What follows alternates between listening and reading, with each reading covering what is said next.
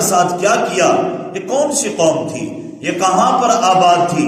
یہ قوم عاد یمن کے علاقے میں آباد تھی۔ عدن سے لے کر حضرموت تک ان کی آبادیاں تھیں۔ یہ قوم بڑے ڈیل ڈول واڑی، بڑے قد آور لوگ تھے، بڑے طاقتور لوگ تھے۔ اور شاہ عبدالعزیز محدث دہلوی رحمۃ اللہ علیہ نے اپنے تفسیر فتح العزیز میں لکھا ہے، فرمایا کہ ان کے قد 12 ہاتھ ہوتے تھے، یعنی 6 گز، اور بعض نے اس سے بھی زیادہ بتائے ہیں کہ 12 گز یعنی تقریباً کوئی 36 فٹ ان کا قد ہوتا تھا۔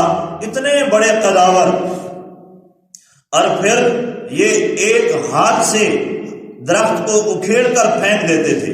اتنے طاقتور، بڑی بڑی چٹانیں، بڑے بڑے پتھر جو کئی آدمی مل کر بڑی مشکل سے اٹھائیں، ان کا ایک ہی آدمی ایسے گیند کی طرح اٹھا کر اس کو پھینک دیا کرتا تھا۔ اتنے طاقت والے، اور پھر یہ پہاڑوں کو تراش رہے ہیں، ان میں گھر بنا رہے ہیں، اور ان کو اپنے طاقت کے اوپر غرور اور ناز ہوا، اور انہوں نے ایک نعرہ لگایا، من اشد منا قوہ، کون ہے ہم سے زیادہ طاقتور؟ تو اللہ نے فرمایا، اولم یروا ان اللہ الذی خلقهم هو اشد منهم قوہ، کیا یہ نہیں سمجھتے کہ وہ ذات، وہ اللہ جس نے ان کو پیدا کیا، وہ ان سے کہیں زیادہ طاقتور ہے۔ یہ اپنے طاقت کے اوپر ناز کر رہے ہیں، اور اپنے طاقت کے بلبوتے پر انہوں نے سرکشی کی، اور حضرت ہود علیہ السلام کی تکذیب کر دی۔ حضرت ہود علیہ السلام کو اللہ نے بھیجا اس قوم کی طرف، انہوں نے بڑا سمجھایا، اور اس قوم نے بڑی بدتمیزی کی اور ان کی بے ادبی کی اور ان کو ستایا، اور ایک وقت آیا کہ اللہ نے ان کے اوپر عذاب نازل کیا۔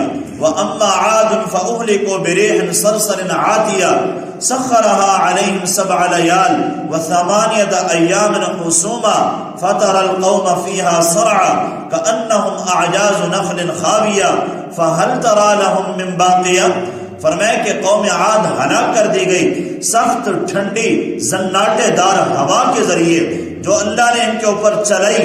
7 راتیں اور 8 دن تک ان کے اوپر یہ ہوا چلتی رہی، اور جب یہ ہوا آئی اور ہوا کو روکنے والے فرشتوں کو اللہ نے حکم دیا کہ تھوڑی سی ہوا نکال دو، اور سوئی کے ناکے کے برابر اس ہوا کو نکالا گیا۔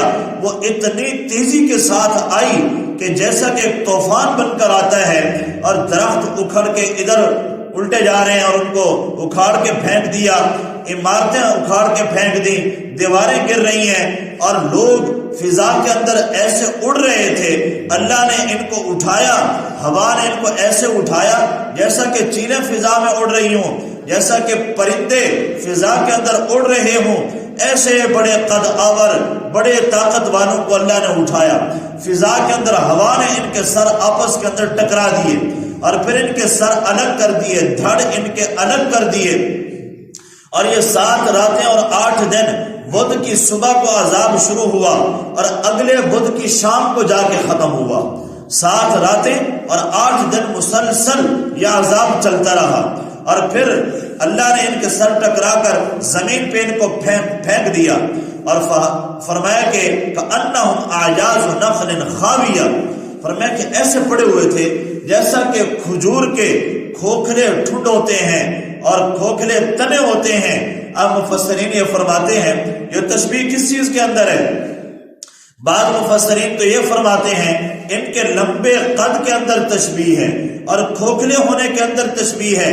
جیسے کھجور کا درخت لمبا ہوتا ہے، باقی درختوں کے بنسبت اس کی شاخیں پھیلی ہوئی نہیں ہوتی، یہ جھکا ہوا درخت نہیں ہوتا، یہ سیدھا درخت ہوتا ہے، تو لمبے قد میں تشبیہ دی جا رہی ہے۔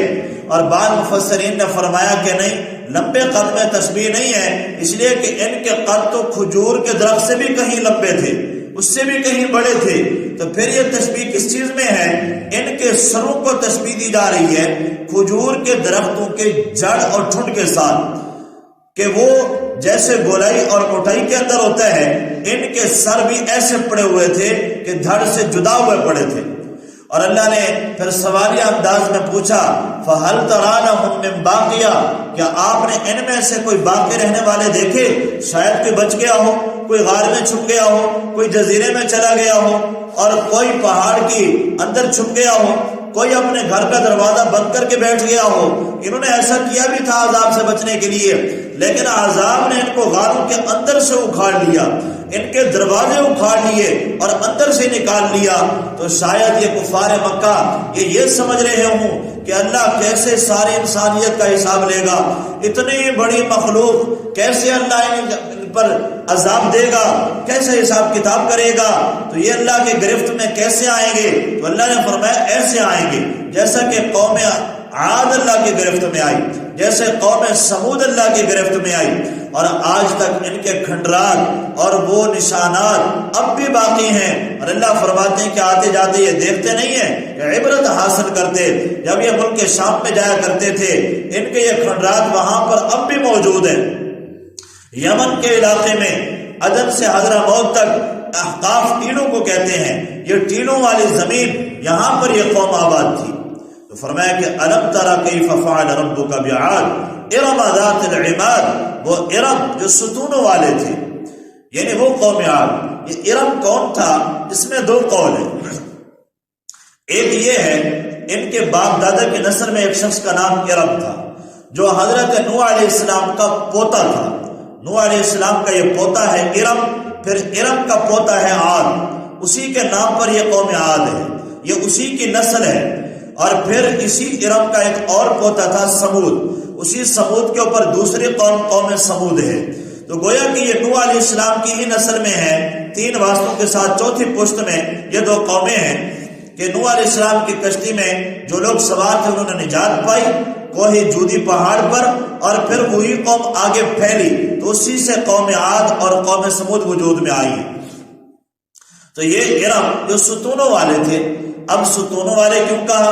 بعض تو کہتے ہیں چونکہ قادر کے لمبے ستونوں کی طرح تھے اس لیے ان کو ستونوں والے کہا. بعض کہتے ہیں کہ بادیہ نشین تھے، یہ کبھی یہاں خیمے لگا رہے ہیں، کبھی آگے سفر کر کے آگے لگا رہے ہیں، جنگلوں میں صحراؤں میں چلتے پھرتے رہتے تھے اور خیموں کے لیے ستون استعمال کرتے تھے، اس لیے ان کو ارم ذات العماد کہا. اور اللہ نے اس بات کی گواہی دی التی لم یخلق مثلها فی البلاد، ان جیسے شہروں میں پیدا ہی نہیں کیے گئے، اتنے لمبے قد والے طاقت والے